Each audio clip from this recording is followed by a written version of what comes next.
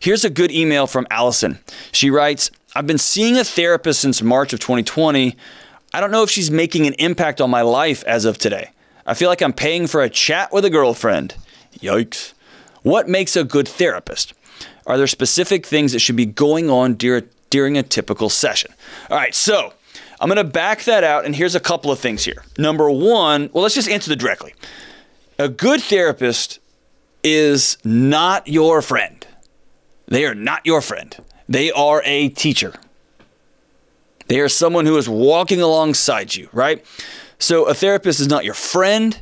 They should not be condescending or unrelatable, and they should rarely give you advice. That's not their job. Their job is to hold a mirror up.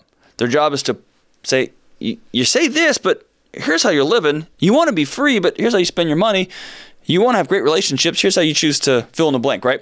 Their job is to listen deeply, to reflect, to teach you how to connect the dots across relationships and events and consequences. A therapist is not a mystic or a healer or a predictor of the future, right? As I said earlier, a therapist is not your friend. They're not your buddy. They're not your future romantic partner. They're not someone to try to win over. They're someone to be honest with, right? Their job is to teach you how to be a good friend or how to be a good romantic partner. I started seeing a counselor recently here in Nashville, and within 45 minutes, man, I thought we were going to get in a fist fight. He said some things like, hey, here's what you've told me about X, Y, and Z. And I looked at him and thought, you better not say that again. And then he smiled and said, what is that? Is that sadness or anger? And I was like, ooh, you got me. Well played. Well played, homie. And we had a good exchange. He's not my friend, right?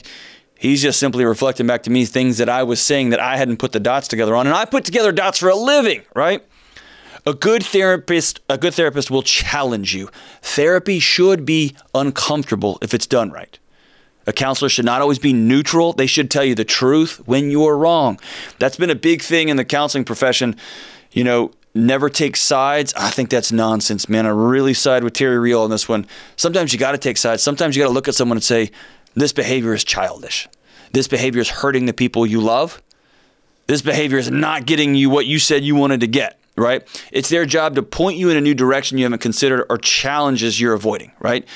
And as I've said throughout this little rant here, a good therapist reflects you to yourself. They hold up a mirror. They show you how people experience you in the world, right? So here's a good example.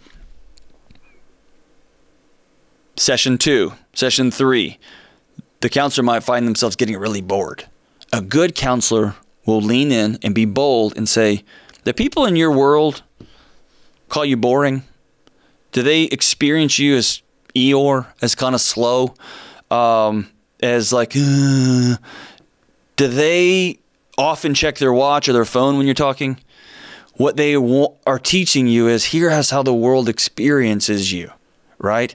When the therapist feels bored, it might sound harsh, right? But when they reflect their experience and shares the truth gently, it's one of the most loving things they can do for you, because we live in a culture where people don't tell the truth, or when they do, they weaponize it. And they don't say, hey, I'm struggling to stay connected with you. Is this how other people experience you? Have people told you that before? No, in the real world, they say, God, you're boring, dude. I don't want to hang out. Or they lie to you as to why they don't invite you to things, right? If you truly want to develop skills of connection, you got to be able to accept this honest feedback, right? So that's what a therapist does. And so no, if you've been, Allison, if you've been in therapy since March 2020 and your therapist isn't challenging you to work towards goals that you've established, if they aren't challenging you to see the world differently, to develop new skills, to teach you new ways of interacting with yourself and other people, yeah, man, it's time for you to move on. If you leave counseling and think, I'm just chatting with my friend, man, you are wasting $150, right? Or whatever it costs, right? $5,000 or $50 or whatever it happens to be. And therapist, don't do that. Don't just take people's money. The backlogs are too big. There's too many people who need help. If people are doing well and you're just at the chatting stage, let them go. Let them go. If you need to find a therapist, ask people you trust, check with your insurance for an in-network provider.